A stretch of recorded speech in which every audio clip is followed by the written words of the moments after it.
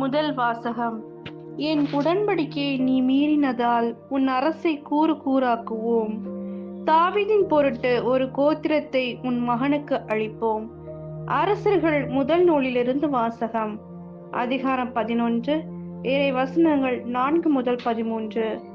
அந்நாட்களில் சாலமோன் முதுமை அடைந்தபோது அவருடைய மனைவியர் அவர் இதயத்தை வேற்று தெய்வங்களை பின்பற்றும்படி மாற்றிவிட்டனர்.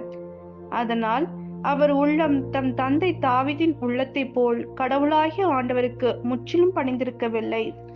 சாலமோன் சீதோனியரின் தேவதையான அஸ்தரத்தையும் அம்மோனியரின் அருவருப்பான மில்கோமையும் வழிபடலானார்.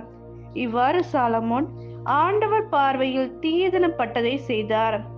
தம் தந்தை தாவீது ஆண்டவரை முழுமையாக பின்பற்றியது போன்று அவர் செய்யவில்லை. சாலமோன் எருசலேமுக்கு எதிரில் இருந்த மலையில் மோவாபியரின் அருவருப்பான கெமோசுக்கும் அம்மோனியரின் அருவருப்பான மேலைக்குக்கும் தொழுகை மேடுகளை கட்டினார். இப்படியே தங்கள் தெய்வங்களுக்கு தூபம் காட்டி பலியிடுவதற்காக வேற்றினத்தாரான தம் மனைவியர் எல்லாருக்கும் சாலமோன் இவ்வாறு செய்து கொடுத்தார்.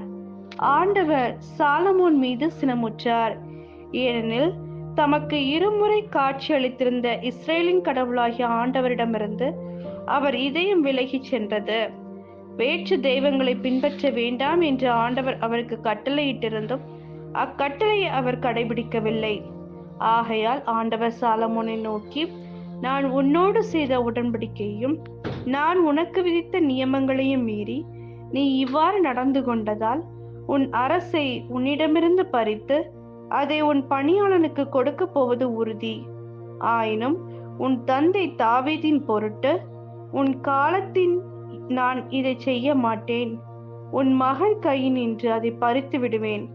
ஆயினும் அரசு முழுவதையும் பறித்து விடாமல் என் அடியான் தாவீதின் பொருட்டும் நான் தேர்ந்து கொண்ட எருசலேமின் பொருட்டும் ஒரு குலத்தை உன் மகனிடம் விட்டு வைப்பேன் என்றார்.